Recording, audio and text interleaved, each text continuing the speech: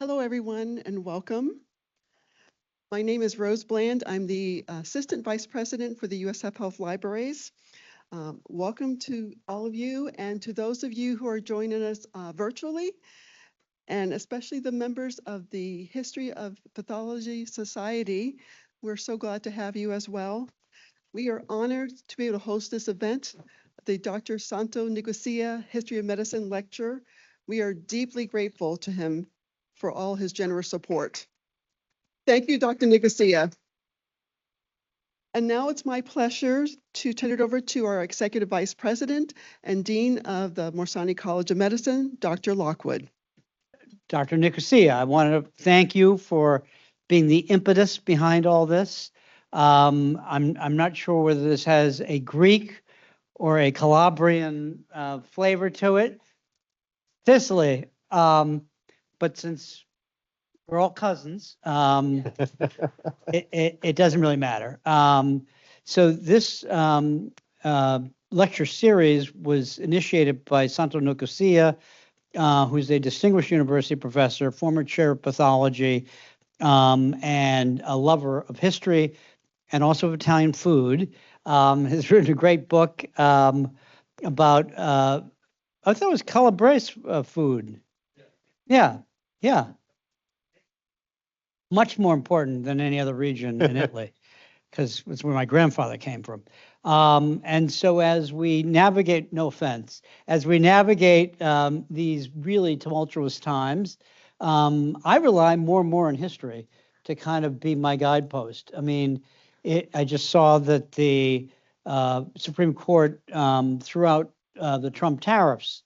Well, that was very similar to what happened with FDR when the Supreme Court decided that the WPA and NRA were unconstitutional.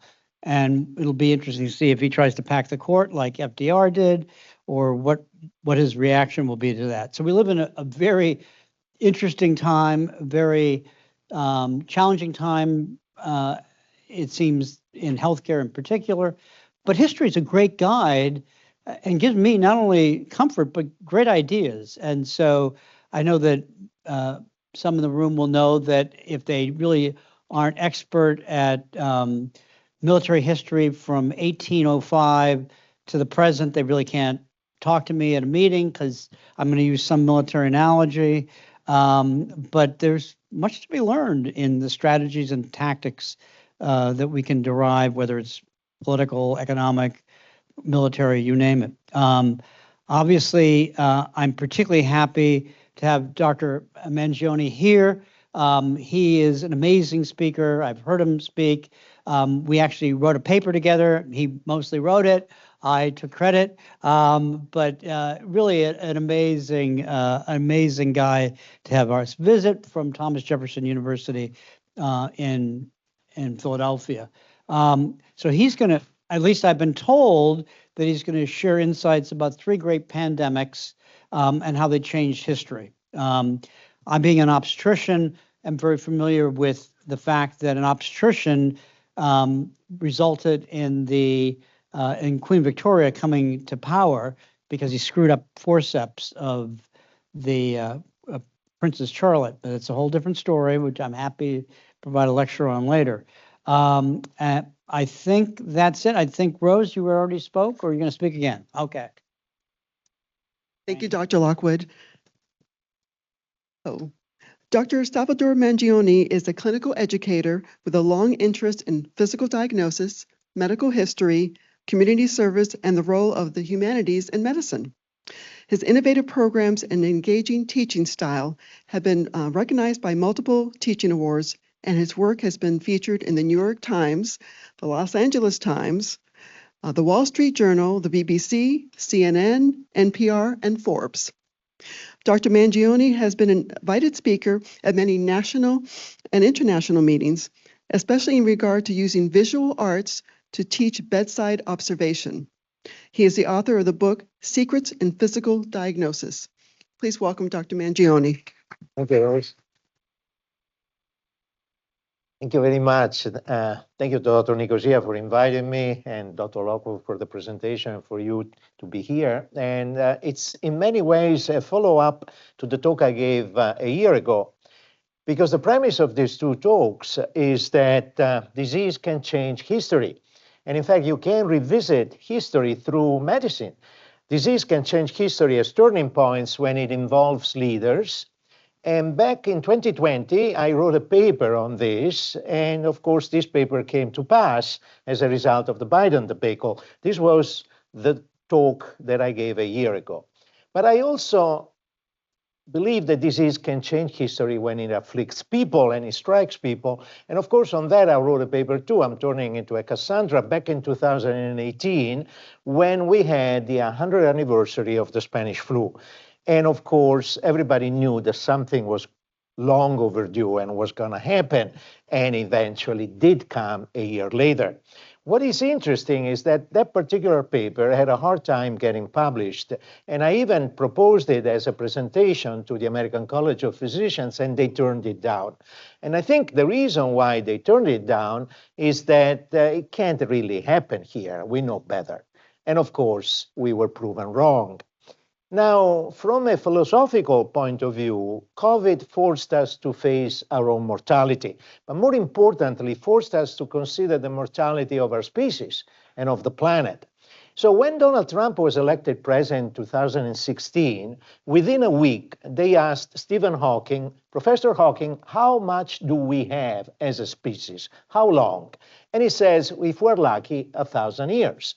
Then he looked at Trump for 6 months and he downgraded us to 10 years, and then he dropped dead.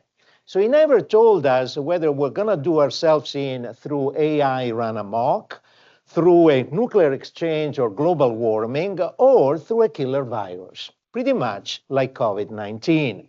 Now, this haunting picture of people dying in the streets of Wuhan was taken on February 14, 2020. And at that time, which was a Valentine Day, I was on the other side of the planet.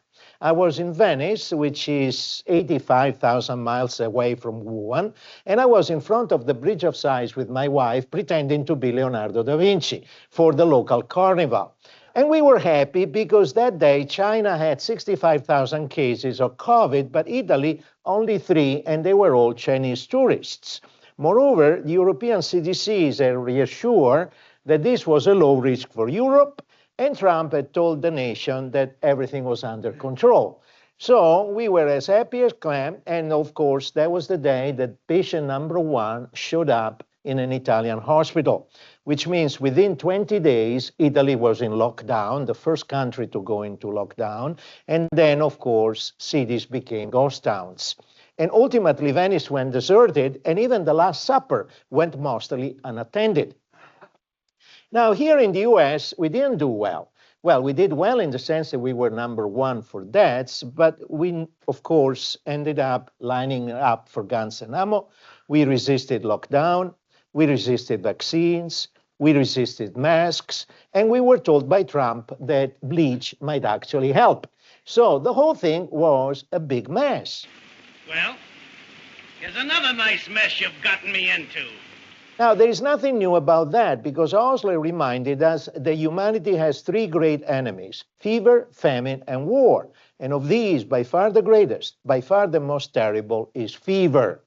So when you look at the 4 horsemen of the apocalypse that are going to get us in this woodcut by Dürer, there is clearly death with a trident trampling both rich and poor alike. Then there is hunger with scales, and there is war with sword, but there is pestilence. And what is interesting about pestilence is that it has the bow and arrows of Apollo.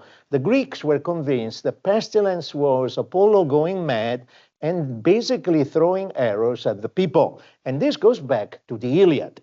Homer writes, and Apollo came down furious from Olympus with his bow and quiver upon his shoulder, and the arrows rattled on his back with the rage that trembled within him. He set himself down away from the ships with a face as dark as night, and his silver bow rang death as he shot his arrows in the midst of them. First he smote their mules and their hounds, and then he aimed his shafts at the people themselves, and all day long the pyres of the dead were burning. For 9 whole days, he shot his arrows among the people.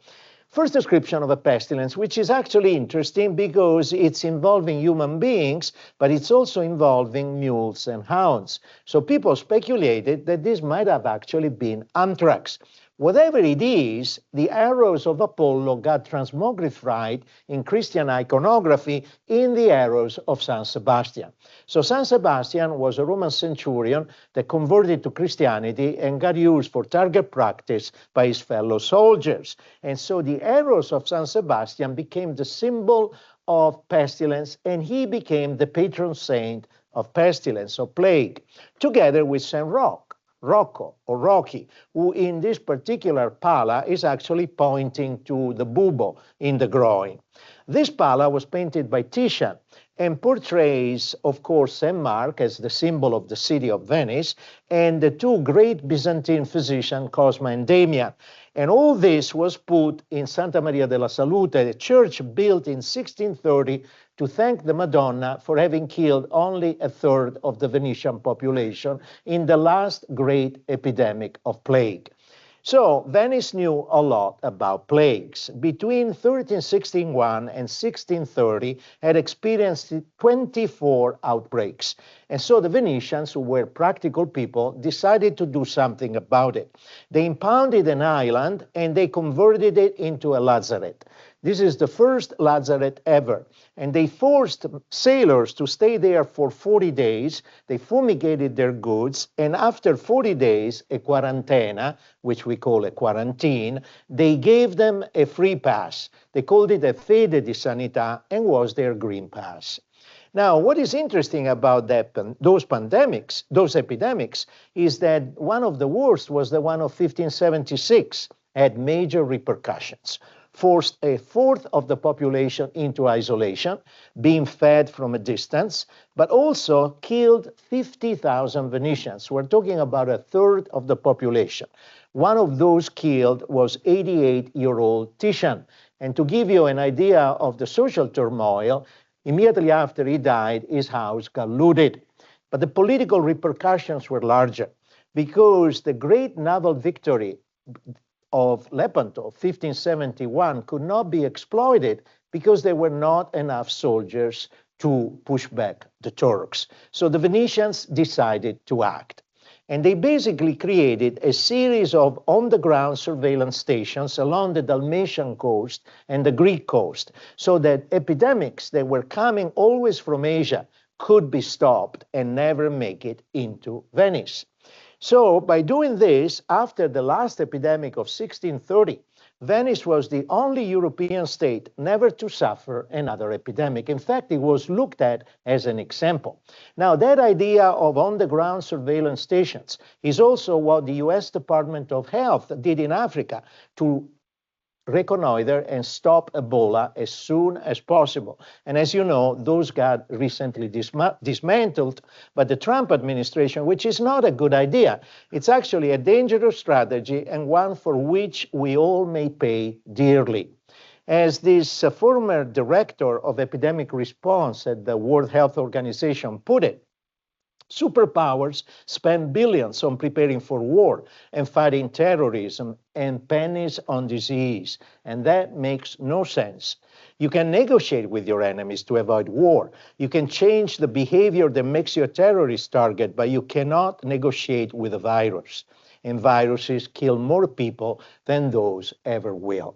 So in summary, if this was the Medico della Peste of those years, and this is the Medico della Peste of our years, the premise of these talks is that bugs have been a problem throughout history. They kept changing history. So what I would like to do today is to revisit 3 great pandemics that brought to their knees 3 mighty empires. And I'm talking about the Athenian Empire of the Golden Age of Pericles, the Roman Empire of Marcus Aurelius, and the Byzantine Empire of Justinian. But I also give some sort of reflections on what we might have learned from COVID and actually failed to learn. And so what would be the repercussions for us? We'll start from Greece, and of course, we're talking about the golden age of Athens. So Pericles, an enlightened leader, is leading this democracy. They just beautified the Parthenon and the Acropolis, and all of this as a result of the victory in the two great Persian wars that raged for around 30 to 40 years. You got to think of these as World War I and World War II, with the Persians playing the Germans and the Athenians playing the Americans. So it all starts with the direct attack of Persia against mainland Greece, and single-handedly the Athenians repelled them, first a Marathon and then a Salamis. And then ultimately they lead a coalition of Greek city-states, and they smash the remainder of the Persian army at Plataea. They become the darling of all freedom-loving Greeks, and then it goes to their head. First, they find silver in the hills around the city. And with that money, they build themselves a mighty fleet. And they keep them in the harbor, the Piraeus. The problem is that the harbor is 4 miles away from the city. So they build long walls, and they make the two impregnable. And by doing that, they build themselves a maritime empire. And they run it in a ruthless fashion. So if you minimally try to disengage, they will invade you and bring you democracy. Thucydides comments, "The strong do what they can, and the weak suffer what they must." This pisses off the rival city of Sparta that gangs up with every other single Greek city-state, and they launch the War of Greek Liberation, which will last for 30 years and eventually bring to its knees and crush Athenian democracy. We know it as the Peloponnesian War. And the Peloponnesian War starts with a direct attack of Sparta against Athens. The Athenians close themselves within the wall. They double the population because they bring in people from the countryside, which is never a good idea for epidemics. And then, of course, the plague arrives. So we know that started in Africa. All these plagues come from Africa. Some might have actually come from Asia. But what the sources tell us that this one came from Ethiopia, reached Egypt, went to Libya and the Near East, and then through the ships got to the harbor of Athens. And from there it spread in waves. And over a period of 3 years, infected essentially every single Athenian, killing 25% of the population, including Pericles. And that, unfortunately, is not a good thing, because immediately after, there will be a series of populists and demagogues that will contribute to the collapse of Athenian democracy. Thucydides is our main source, and is not a physician. Thucydides is a general, and actually a disgraced general, but he's a great writer, and he introduces essentially history. Moreover, he knows about the disease because he caught it. So the first thing it tells us is that this was so contagious that anyone who cared for the sick got it, which means this was airborne. And then, of course, he tells us about the signs and the symptoms. And he's a great observer, and he's a great reporter. The problem is not a doctor. So his terms are not medical, and that is a little difficult for us. But Thucydides wants us to know why. Because he goes on to write, "It will be enough for me if these words of mine could be used by those who want to understand clearly the events that happened in the past, and which, being human nature what it is, will at some time or another, and pretty much in the same way, be repeated in the future." So this idea that history can instruct, okay? And of course, he had a point. So here's what he writes, and highlighted in yellow the symptoms. So people get attacked without any warning. So suddenly there are upper respiratory tract involvements, which means there is going to be intense headache, redness and burning in the eyes, some sort of conjunctival involvement, inflammation of the mouth, abnormal and malodorous breath, and then sneezing and hoarseness. So we're talking about upper airways. And then it goes to the lower airways because there is coughing. There is GI involvement with retching, convulsions, and ultimately the skin has an exanthema. He comments that the skin didn't feel too hot to touch, nor was jaundiced, but he was flushed and livid, with an efflorescence of small blisters and sores. So there is an exanthema. Then he goes on to say that they felt so hot that they couldn't even endure the laying on of any linen. And many times they felt the need to run into wells and drink because of their greater thirst. Many actually killed themselves by doing that. Then, if they didn't die now, by then, and we're talking about the 7th or 9th day, he went down to the gut and he gave them a cholera-like manifestation with profound diarrhea that often ended up killing these people. And then finally, if they recovered towards the end, they got some sort of disseminated intravascular coagulation with necrosis and gangrene of privy, fingers, toes, even eyes, and major confusion. So there is some sort of a cerebral involvement. They can't recognize families and friends. So he comments, the disease that started in the head went through the whole body, starting at the top.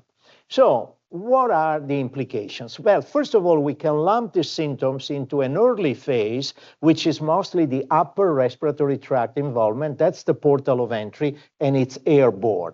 Then there is the rash. So the rash is the hallmark of the second stage. And remember, this, according to him, is face towards extremities. That is important. And finally, we get to the diarrhea-like, the cholera-like, and the cerebral involvement. Now, Thucydides is not a doctor, so the term he uses are lay people terms. So he calls the disease a nosos or a loimos, which essentially means some sort of pestilence. And that doesn't mean bubonic plague at all.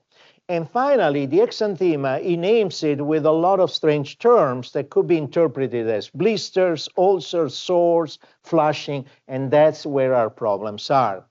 Now, nonetheless, the scholars have come up with a list of possibly 7 culprits.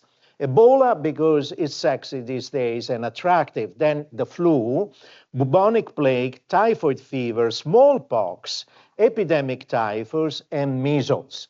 Now, we can cross the first 2, and in fact, the most likely are going to be the last 3.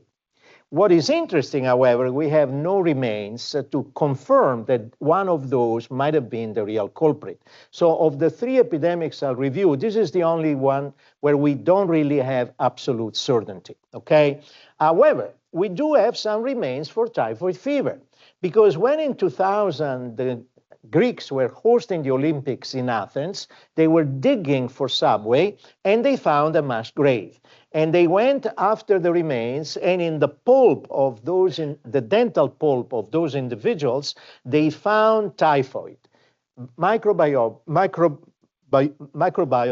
typhoid, which unfortunately could not really confirm that this was the culprit. Why? Typhoid was endemic, so this might have been totally unrelated. Moreover, typhoid would have never killed 25% of the population. So typhoid has very few symptoms that match, many more than don't. And more importantly, the rash would be totally different, and this would never provide lifelong immunity and would never kill 25% of the population. So it's not typhoid. So those folks, they had it, but they died of something else. What about the plague? Very few symptoms and many more that don't match. And moreover, Thucydides would have told us about the presence of buboes. He was a good observer. And there are no buboes in this epidemic. Smallpox has more matching symptoms, but quite a few are missing, particularly the pox. And the reason why this is important, because a good description of the pox, of smallpox, nails the diagnosis. And that's important when we talk about the plague of Marcus Aurelius. And finally, we're coming to epidemic typhus, which is what killed a lot of people in the concentration camps during World War II.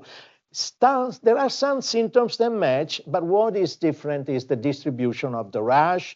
And moreover, Thucydides doesn't tell us about the presence of rats and lice. So in conclusion, this was probably measles. There are plenty of symptoms that match, including the upper respiratory tract involvement, the conjunctivitis, and finally the skin rash with the classic distribution that Thucydides describes. Now, the intense sensation of heat, remember they were jumping into wells and cisterns, has been described in virgin population like in the Fiji Islands, all of a sudden exposed to the virus, so that would match.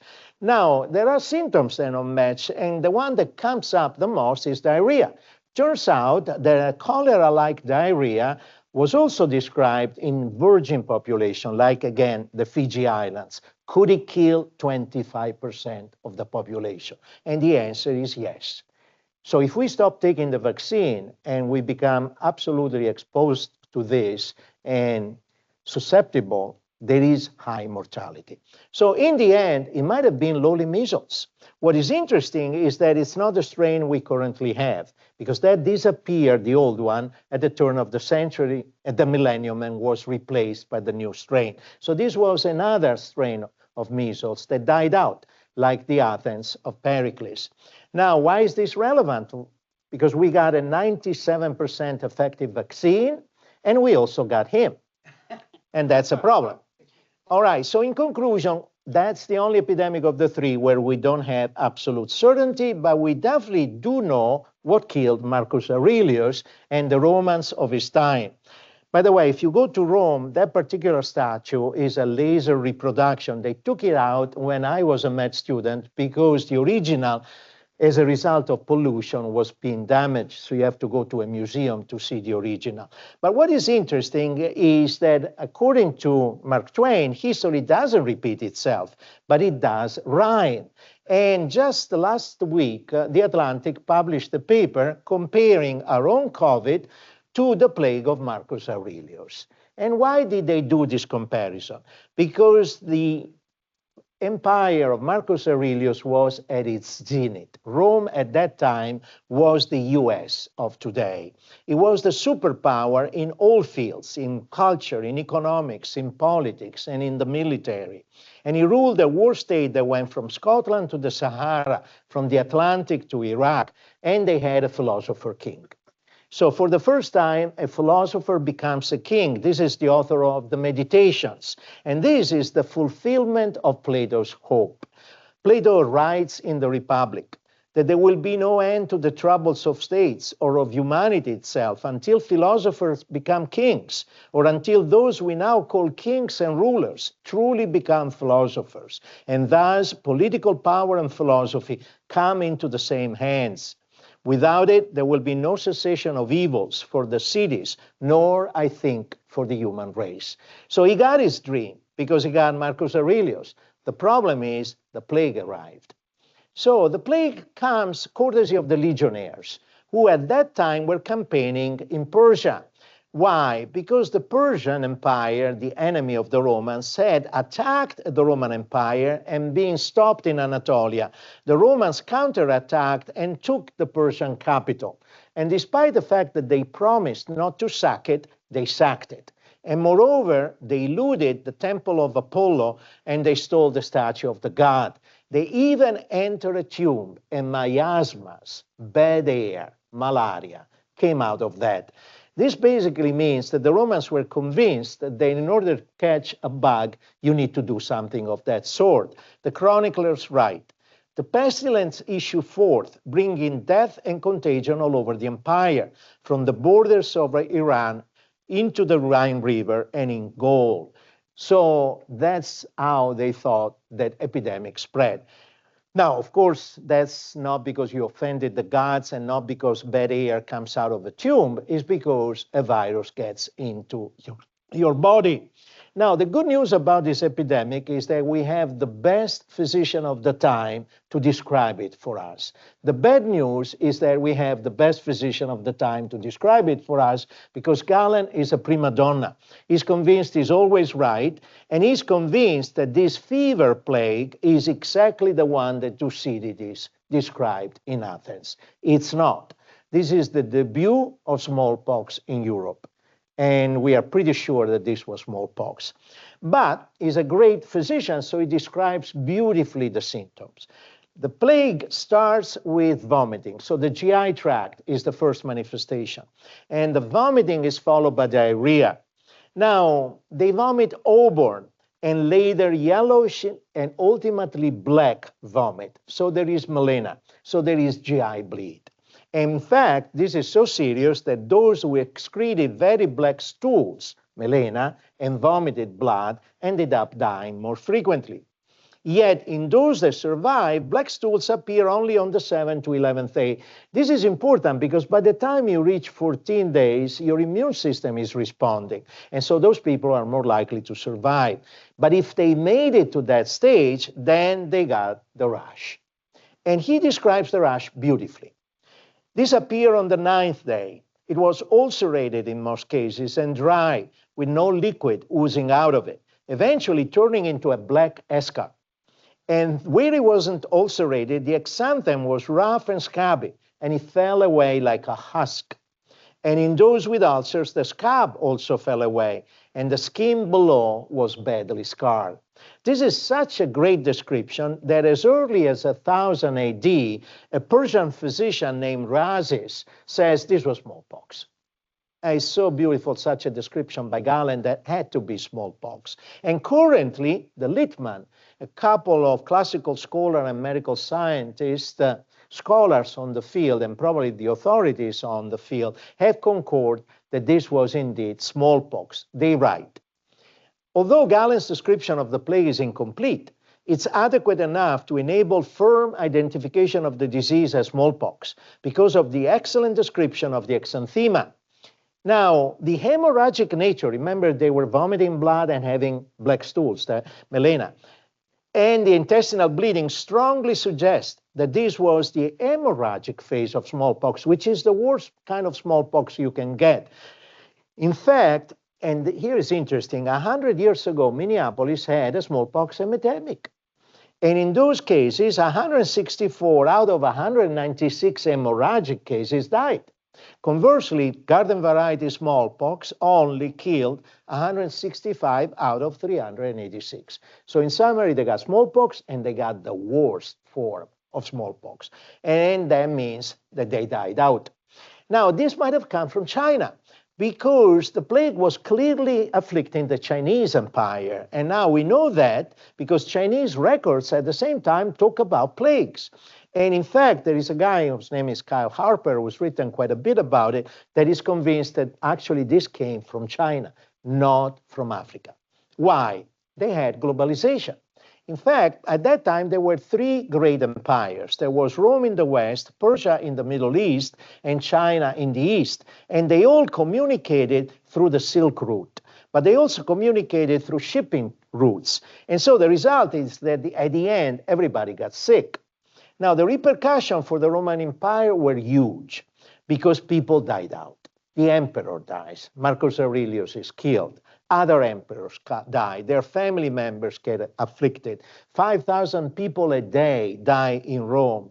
And in fact, in the barracks, people die out even more because, of course, they are all cramped in small environments, which is a problem because the Roman army that had created the empire until then was made of Italians, Southern French, and Spaniards. And they were all Italians, essentially. We had colonized Southern French and Spain. From now on, it's going to be made up of German mercenaries, and that would ultimately come to haunt them. Now, Harper estimates a final death of 10 million people in an empire of 70 million. The repercussions are military, economic, social, and even religious, because maybe the gods are upset because we're worshiping the wrong gods. And there is this new god coming from the Middle East called Christianity. Maybe we should convert. The great conversion happens during the century following the plague. And then finally, the arts get the base. Let me give you an idea of what the sculpture was at the time of Marcus Aurelius and the painting. And this is what came after. So it's a social and political collapse. These are all the emperors of the 3rd century AD that followed the plague, and only 2 of them die in their bed, which means that the empire splits. There's going to be a western half, an eastern half, and then there is going to be the proper Roman Empire until a series of Illyrian, from the Balkans, general soldiers and emperors kind of patch it up, and they put it back together by reforming the army, bringing in all these mercenaries from Germany, and ultimately they gain 100 more years of survival until finally the western half collapses. Now, when the western half collapses, there is still a rich eastern half, and the eastern half is built around the capital, which is on this graceful peninsula between the Golden Horn and the Sea of Marmara. And Constantinople, like Rome, is built on 7 hills, but guarded by the mighty walls of Theodosius, which I actually walked the entire span a few years ago, are 3 rings of walls and make the city impregnable. In fact, the city couldn't be conquered until the development of gunpowder. And as a matter of fact, the Turks were able to smash those walls with guns sold to them by the West. Hungary sold them those guns. Result, within the city, all the best that the Roman and the Greek civilization could assemble. And center around the hippodrome, and at the starting gate, they have a quadriga of 4 bronze gilded horses, which now are beautifying the Basilica of San Marco in Venice, because the Venetians stole them during the sack of Constantinople of 1204. But this is earlier, of course, and they have a good emperor. They have Justinian, who's 46 and will be ruling for 40 years. And he's speaking Latin, and is considered the last of the Romans, and he has a very smart wife, whose name is Theodora. And together they start by beautifying the city. So they build the great cathedral of Hagia Sophia that Erdogan just turned again into a mosque. And moreover, they have a good general. His name is Belisarius. And they decide to strike back. They decide to go and liberate those lost provinces. So they send their mobile army back west. And over a period of 20 years, they will liberate North Africa, southern Spain, and ultimately Italy. And so Justinian has rebuilt his own little Roman Empire. And then, of course, the plague comes. Now, the plague kills Theodora. She's the first to go. Justinian gets infected but survives, and he will be forced to see over a period of 3 years half of the population of Constantinople and half of the population of empire to die as a result of the bubonic plague debut in Europe. So this is the real bubonic plague, first wave into the West. Now, implications. By the time the plague is done, there won't be enough soldiers to guard the borders of the empire against the rising armies of Islam. And the empire will basically almost collapse. Now, if you want to know more about it, this is the book to read, and the implications of these are huge. In a sense, this is where the old age, the ancient age ends and the dark ages start. Now, it came out of Africa, at least the sources tell us, as a result of the ivory trade. Why? Because in Constantinople, the artists need ivory to produce these amazing artworks. The Metropolitan Museum in New York has quite a few, and this particular art form will disappear after the plague. The artists are gone. They need 50 tons of East African ivory per year, which means they got to kill 5,000 elephants a year. And they send them north on boats. But also to Constantinople by shipping has to go corn, because the city has 1 million people and needs to be fed. Those boats can only navigate the Mediterranean in good conditions, which means in a good season. So they need to store the grain, and they build granaries. Humongous granaries, 90 feet by 280 feet, ineffably tall. And these are ideal breeding grounds for rats and for fleas. And of course, now you understand we have a perfect storm. We have rat factories and plague factories. We have expanded trade routes, and we have armies on the move. The only thing missing for a nice bubonic plague epidemic is the rat. How did we get the rat? We got it through climate change. And if you start looking at history, you can rewrite history through climate change, no doubt about it. So what happened? What happened is that the chroniclers tell us that the weather got cold suddenly and wet. One writer says, the sun became dark, and its darkness lasted for 18 months. Each day shone for about 4 hours, and still this light was only a feeble shadow. Procopius, a minister of Justinian and our main source, goes on to say, the sun gave forth its light without brightness, like the moon during the whole year. So what had happened? We now know that what happened was a humongous volcanic explosion in the South Pacific. And people actually think it might have been Krakatoa. They found evidence of this in earth layers. And so we're talking about a humongous amount of stuff being spewed into the atmosphere, creating a mini nuclear winter. And so this is cooling everywhere, including China.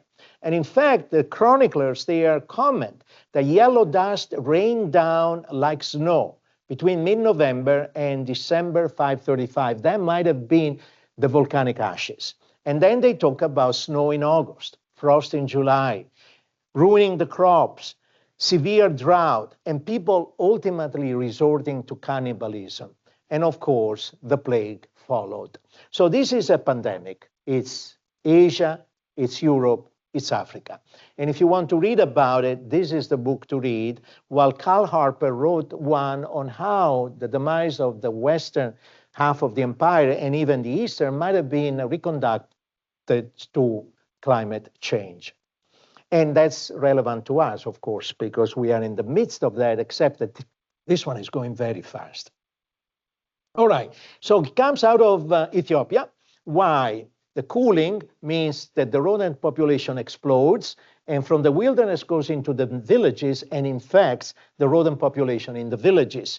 And then through the barges, along the Red Sea with the ivory and finally with the corn, spreads east-west and reaches Constantinople. And it comes through the harbor. So Procopius, the minister of Justinian, is our main source. And he writes, in the spring of the second year, he reached Byzantium, where I was staying at the time. People were taken in the following manner. Suddenly, to the point that no one expected, physicians, patients, they got a fever. But they still felt fine to the point that no one expected to die. And yet, as soon as they developed a bubo, things turned around. So the bubo is a lymph node swelling. The flea bites you, injects the Yersinia pestis. The local lymph node gets inflamed, and from there it goes septicemic. So a development of a bubo is a turning point, and they call it bubo because bubon is the groin, and many of them had it in the groin. But as Procopius writes, it could also be in the armpit or behind the ear. It's the lymph node of the region where you got bitten by the flea. Up to this point, the disease was the same in all patients, but from that point on, things moved fast because they went into a coma, into a delirium, and they couldn't recognize people. And moreover, they started having GI manifestation. They vomit blood. And here is Procopius' attitude towards physicians. He doesn't like doctors because in this particular situation, they couldn't do much. So he makes fun of them, and he writes, I can state that the most illustrious physicians predicted that many would die who actually unexpectedly got better, while at the same time they declared that many would be saved who instead got carried off almost immediately. So you understand, complete chaos. Yet, and here's an important point, neither physicians nor lay people contracted the disease through contact with the sick or the dead. What does that mean? That this was not airborne. This was not a pneumonic spread like the Black Death of the 1300. And that is much, much worse for plague. They get a DIC, so they get necrosis of the hand, and they get septicemia.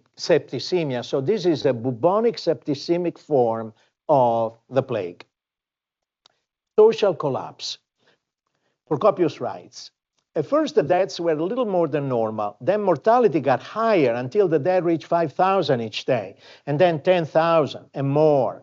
And initially, each man attended to the burial of his own dead, and these they even threw into the tombs of others, either escaping detection or using violence. But afterwards, confusion and chaos became complete. Slaves lost their masters, and prosperous men lost their slaves to sickness and death, so that many houses became destitute of human inhabitants. For these reasons, some of the most notable men in town remained unburied for days. And this brought back to mind pictures of Bergamo, Italy, that had been the epicenter of the Italian epidemic, where the morgues were so full that they had to store them into churches, and then after a quick blessing, put them on military trucks and send them to nearby cities to be cremated. Now, pictures coming out of Delhi showed people being burned in the streets in pyres or being simply thrown into the Ganges. So you understand the social implications of this kind of ordeal. Procopius goes on to say that people even took off the roofs from the towers of the walls and buried the people there, and then they covered them up again. As a result, an evil stench pervaded the city. During this time, it was impossible to see any man in the streets, but all who had the good fortune to be healthy were in their homes, attending the sick or mourning the dead.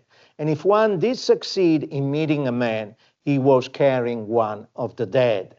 Work of every description ceased, all trades were abandoned. And this involves everybody, because he says this not only happened in Byzantium and in the Roman Empire at large, but also involved the land of the Persians and ultimately the barbarians too.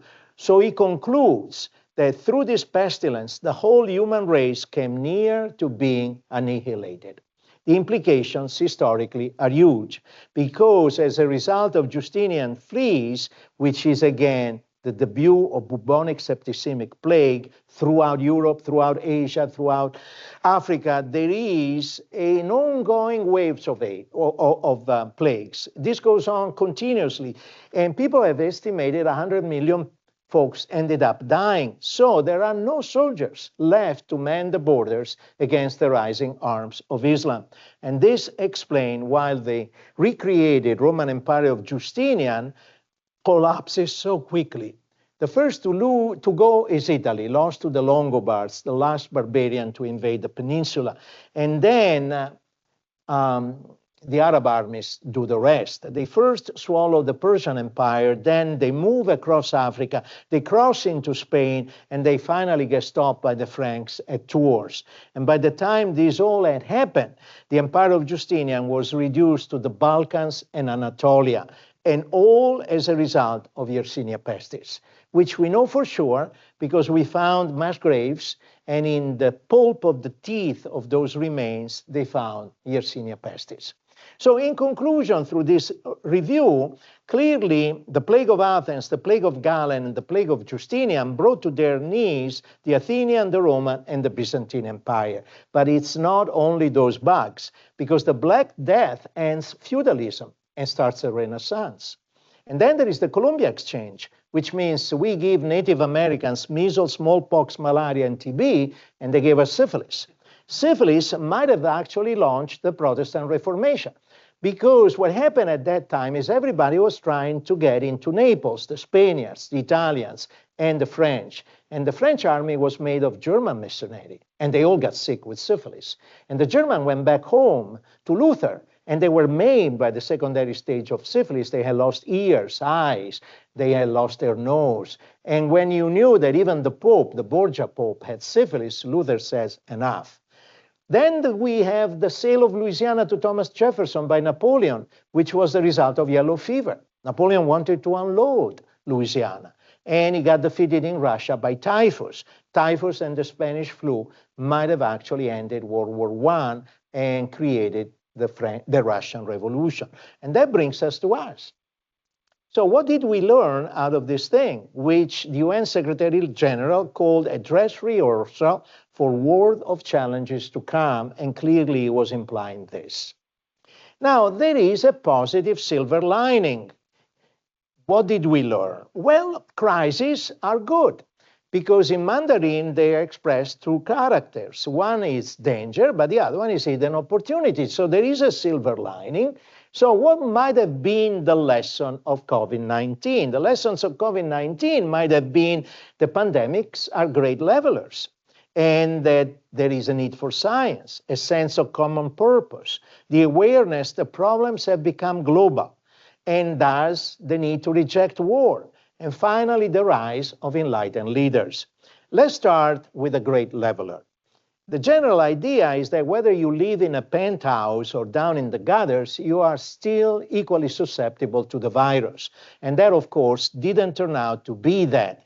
But people were hoping that maybe the maldistribution of wealth might have been redressed as a result of the pandemic. After all, feudalism got a major redressing as a result of the Black Death, and people speculated that our own maldistribution might have undergone the same changes. Turns out that that's not the case, because actually the super rich got even richer, and the poor are still poor. In fact, 60% of our fellow citizens still live paycheck to paycheck. Close to 1 million are homeless. Now, when you come to a national leveler, that means, did we all suffer the same? Turns out not to be the case, because, of course, lower income countries were much more involved for a very good reason. They could not afford the vaccine, and so they died significantly more. But what is interesting is that we also died, and we could afford the vaccine, and in fact, we developed the vaccine. To understand that, you have to see how many people got at least a dose of vaccine. In the poor countries, they couldn't afford it. The middle to high income countries did get it, and they used it, but we did not. And of course, the reason is this, and this is a problem. This is a problem because this was a great achievement of science. It took less than 2 years to develop the vaccine, and still we rejected it. Now, what is interesting is that 30 years ago, Carl Sagan wrote a prescient book, and it was his last book. And he wrote, "Science is like the light of a flickering candle in darkness. Science is more than a body of knowledge. It's a way of thinking. I have a foreboding of an America in my children's or grandchildren's time, when the US is a service and information economy, when nearly all key manufacturing industries have slipped away to other countries, when awesome technological powers are in the hands of very few, and no one representing the public interest can even grasp the issues, when people have lost the ability to set their own agendas or knowledgeably question those in power, when clutching our crystals and nervously consulting our horoscopes, our critical faculties in decline, unable to distinguish between what feels good and what is true, we slide almost without noticing back into superstition and darkness." And of course, we got him. Now, he told us not to worry because good nutrition, cod liver oil, budesonide, and vitamin A have all shown good results towards measles. And in fact, vaccination must remain a personal choice. So what happens when you put the fox guarding the hen house? You get into trouble. Chickens come home to roost. And now we've had not one, but 2 measles epidemics. The first one in 2025 started in Texas, spread to New Mexico, and ultimately involved 14 states with a total of 2,144 cases, 11% hospitalization, and 3 dead. And now with South Carolina, we are even in worse trouble. This is clearly the largest epidemic in the US in over 30 years. Most cases are in children under 18, with 89% being unvaccinated. And the latest toll I just updated this morning is approaching 1,000. Only one state, and this with the vaccine 97% effective. Euripides actually went on to comment on that, and I'll tell you in a minute. The reason why Euripides would be timely for this is because he's also affecting the industry that will develop the next vaccines. They're pulling back. So what did he write? He said, those the gods want to destroy, first they'll make mad, and they'll give them Bobby Kennedy. And that's a problem. And he keeps saying outrageous things. Remember the last one? I'm not scared of germs. You shouldn't be. After all, I used to snort cocaine off of toilet seats, which immediately got a health organization to say he should resign. Now, this was an academic from UC Davis that back in October said, folks, and he was addressing physicians, we need to go on strike until this guy steps down. And he actually gave us a deadline. He says we should do it in October. Nothing got done. And in fact, it was a physician that actually approved this nomination in Congress, and that is a problem. Okay, so we didn't do well in that particular lesson. What about a sense of common purpose? After all, this was a global problem. And indeed, geographic boundaries were useless towards it. That's why Merkel said that the nation state standing alone has no future. And that means we're all in this together. Martin Luther King was even more blunt. We must learn to live together as brothers, or we'll perish together as fools, especially when there is no planet B, and your own planet is burning. Now, let me give you an idea of that. There is no doubt that the pandemic didn't respect borders, but not global warming doesn't stop at borders either. So I want to give you an idea of that because I was just talking to Dr. Loftus. I have a house in Venice, and whenever I need to recharge batteries, I go there. Prosecco works miracles for that. But let me show you what our neighborhood was in 2019 when COVID was brewing in China.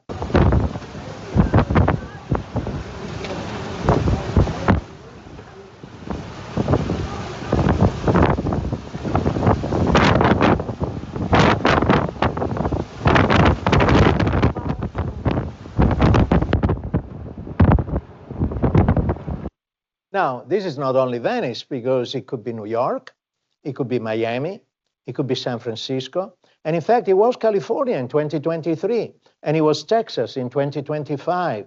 And in Pakistan, a third of the country was deluged to the point that 33 million were displaced. Where are you going to put all these people? Now, that the coronavirus was an SOS signal for the human enterprise meant, did we really get the lesson? Did we address this? And the answer is initially yes. There was a big reset. Emission dropped by 17% to the point that finally people were able to see again the India Gate at New Delhi. In Venice, we were able to see the bottom of the canals. There were even swans coming back to the lagoon. In Constantinople, Istanbul, there were dolphins finally in the Golden Horn and goats roaming the streets of a Welsh town. But this didn't last long because after this 17% drop in emissions, we immediately went back to normal and business as usual. And the last 3 years have been the hottest on record. The implications are huge.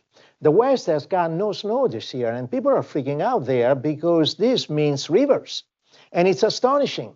They had to actually cancel forever a sled competition in Idaho because there wasn't enough snow for 3 consecutive years.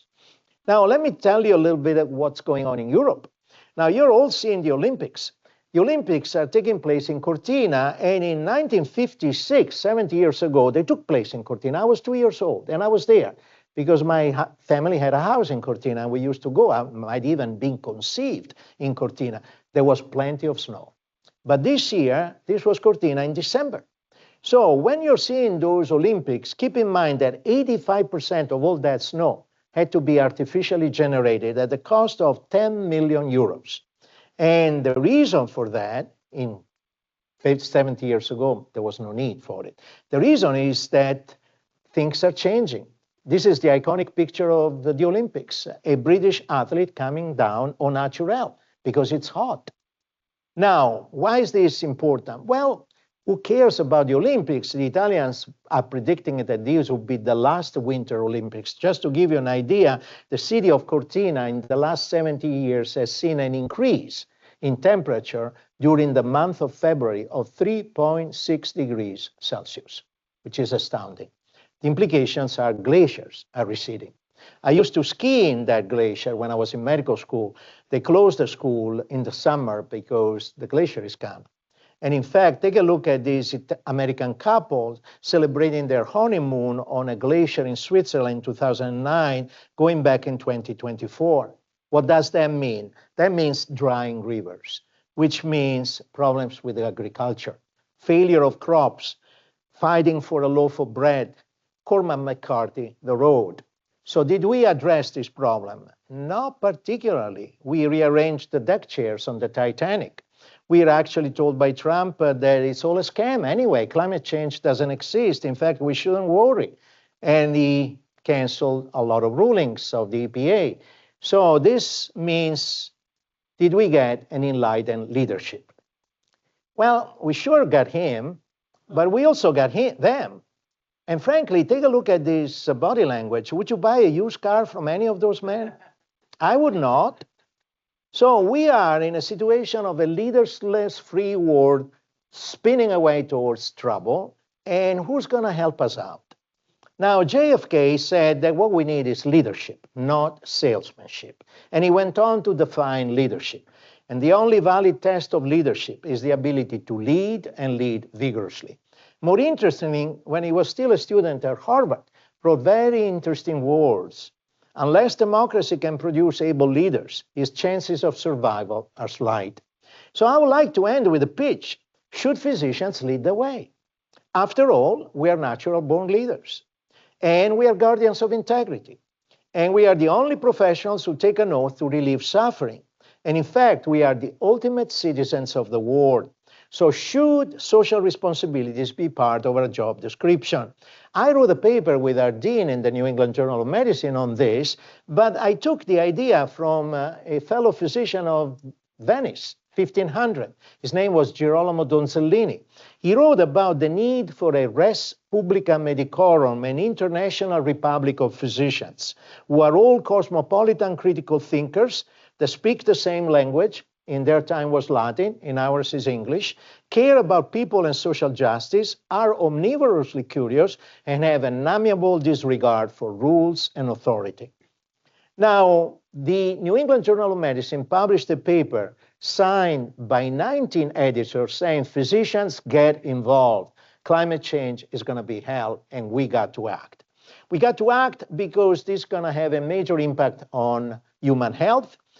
It's going to change the pattern of infectious diseases, and some people have even speculated COVID-19 came out of climate change. So did we produce a Bernard Laun that created an organization of physicians against nuclear war? Did you produce somebody like him that created a similar organization against climate change? And finally, war.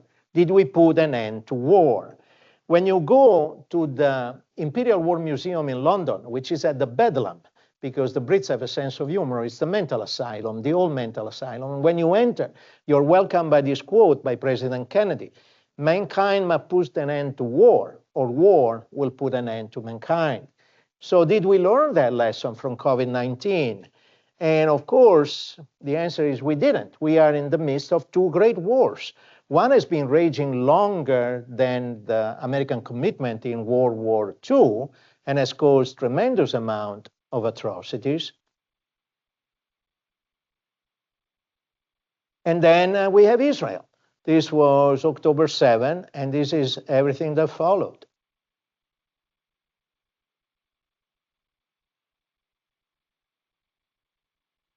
All right, so conclusion, I think we are in the midst of a planetary PTSD. We're not talking much about it, but I think the chaos of the pandemic and everything that followed has led people to grapple with uncertainties. What happens when people grapple with uncertainties? They go for the strong man. And this is consistent to the point that Eric Fromm wrote a book. People are willing to relinquish personal freedom for someone to fix it. And so he wrote that book because he was trying to understand why the democracies of Italy and Germany sent to power these two lowlifes democratically. And there is data that the reason might have been the Spanish flu. The Spanish flu might have caused a rise in Italian fascism and in German Nazism, and I think this might explain the rise of the far right throughout the planet. People want security, and people want a strong man to fix it. It's an illusion, of course, and it's only going to lead to more trouble. So, conclusion, we're in trouble, and this might be eventually the lesson, which goes back to this Italian aristocrat from Sicily. Everything had to change so that everything could stay the same. And if that's the case, let's look on the bright side of human extinction. This poster was actually made by this Venetian artist in Venice just before the pandemic, and I bought it, and it's now in my home. But the reality is that, of course, we don't know, but so far, we haven't really learned much. A student of mine back in 2019 sent me an email. I can't wait to see what we won't learn from this epidemic. And I think overall, we haven't learned much. So it's a pity. Epidemics can teach us if we're willing to listen. And I hope that this little talk might have been a little provocative and so get us to realize that we are still dealing with a long wave of COVID. So thank you again, and thank you for having me. Thank you.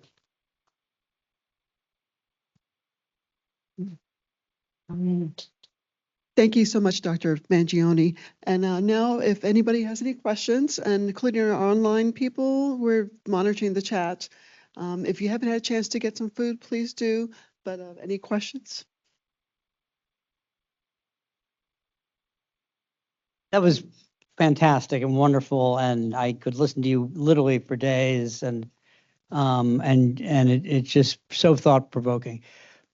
I do think that the rise of nationalists across Europe, in Japan now, obviously in China, Russia for a long time now, it is more, is obviously predates COVID. And so it really seems to me to be, as you alluded to and Eric Fromm wrote about, a reaction to the pace of change.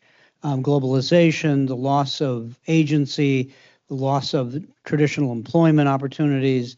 And I think this exacerbated nativism, thus the focus on immigration, and the easy ability by President Trump to inflame that. The borders really were completely out of control under Biden. They were much better controlled under Obama, ironically, but he had to go ideologically to the opposite extreme, which just doomed the Democrats in that election more than any other single thing. That, and he was senile. I think that even DEI is a reflection of, again, kind of the traditional white loss of control. I mean, there's some really bad things about DEI that should be discussed and potentially promoted and provoked and preserved racism. But it wasn't done with that intent. It was done with the noblest of intents. But all these reactions, and almost every one of here in this country, but also in Hungary, and if Lafarge, whatever his name is, gets elected in England, I mean, it's the same playbook, right? I mean, they're closing the borders, they're chasing out immigrants while the population is shrinking, creating a workforce shortage and a labor market that can't sustain the salaries that we're providing. AI is going to exacerbate the globalization, economic challenges. I don't see a lot of rays of bright light coming through here. I think the extremes of what happened will probably lead to, in our country, the Democrats taking the House. But because of the structure of our constitutional democracy and the electoral vote college, I don't ever see another Democrat being elected president in my lifetime. So, I think we need to focus on the things we can control.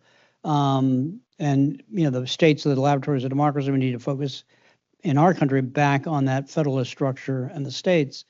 And you deal with the state you're in. So you have to work with what you got.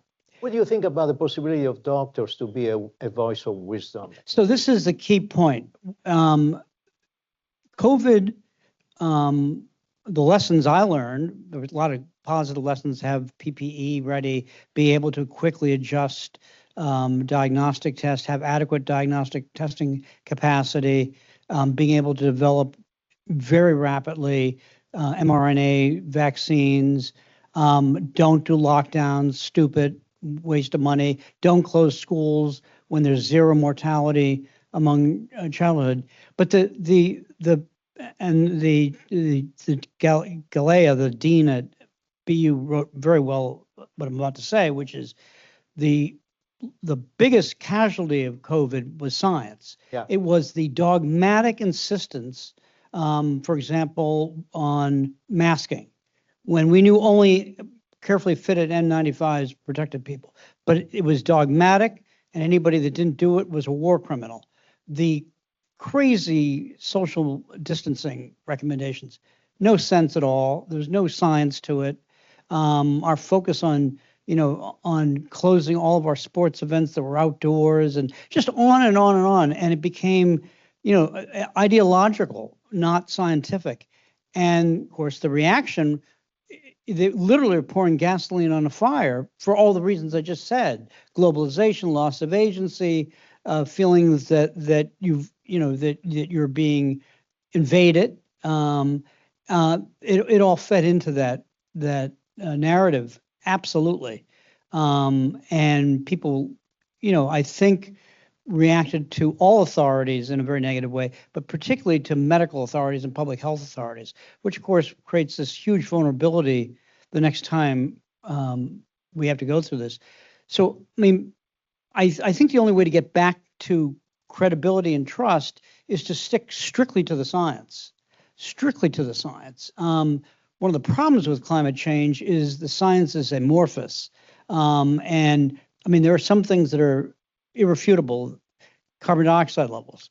Well, they did peak 2 years ago. So, and actually thanks to China for converting a lot of their coal power plants to hydroelectric and nuclear. So, I mean, we'll see as CO2 levels actually do begin to drop. Is that changing the climate? How much of this is man-made? How much of this is a natural cycle? We need to figure that out. It seems to me that we should err on the side of safety, which would mean if you can use really cheap, reusable, renewables like solar, wind, hydropower, even nuclear. Why aren't we doing that? That makes an infinite amount of sense. But if physicians take that position in the next few years, we'll just lose even more credibility than we have now. Right. So, not to say we shouldn't like 5 years from now, but I think right now we stick to the science, we keep a low profile, we rebuild our credibility patient by patient, and then we go from there. But, I get it. I agree with everything you said, but politics is the art of the possible. Yeah. We definitely live in interesting times. We really do.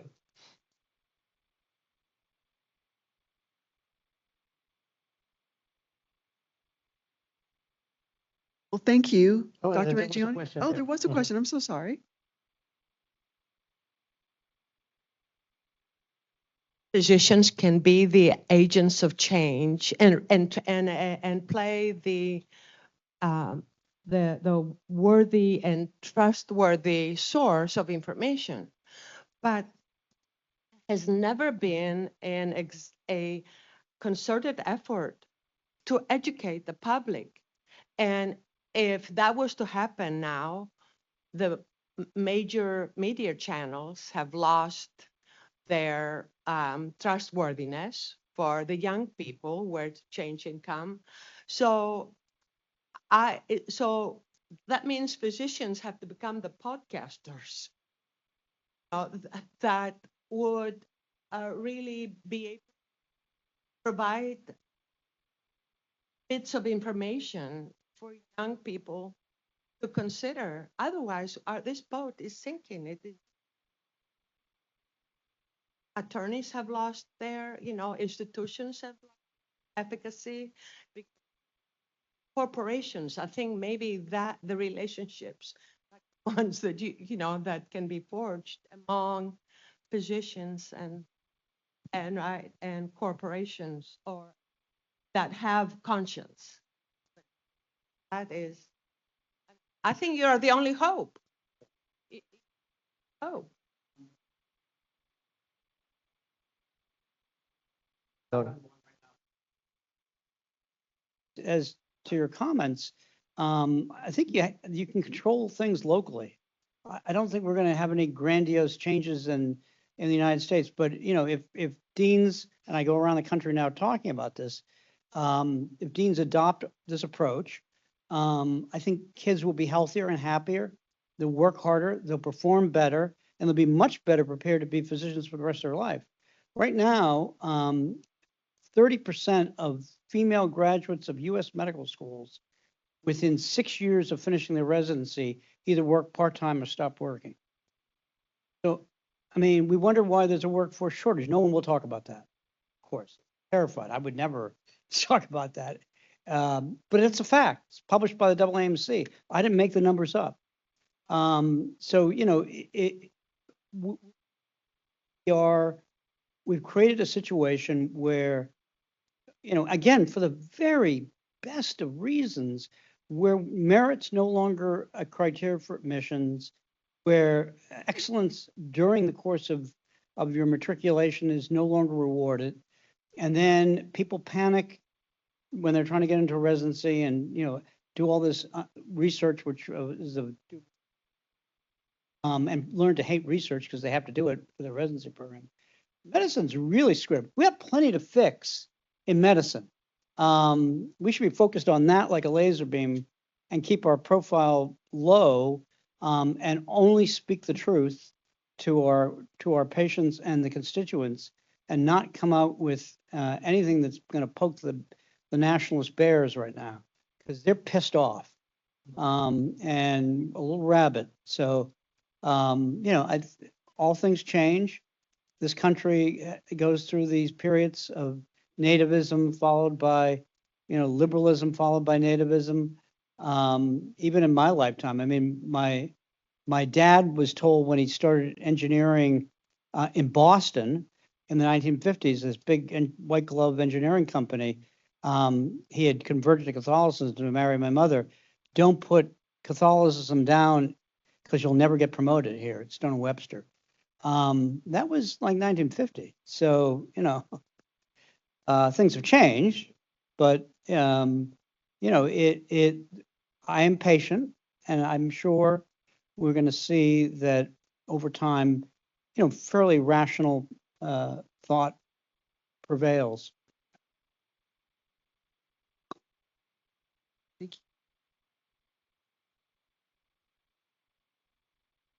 Who's going to educate the people? Who's going to educate the educators?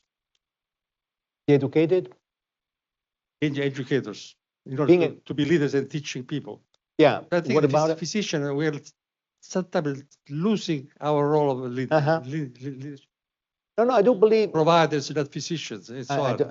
that will require a long conversation, a meal, and a bottle of wine. We are, I don't think we appreciate educators. And frankly, I don't think we appreciate good educators because we don't think it's important anyway. So what's the point?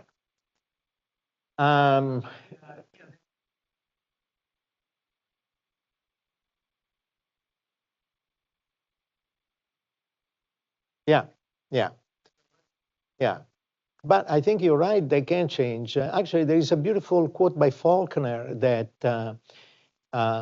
good teachers are probably the best artists because they work with a medium that is the human spirit, and they can influence you for life. So if you're lucky to find those kind of educators, you're really blessed. Does the system recognize them? No. Thank you. Thank you very much. Thank you.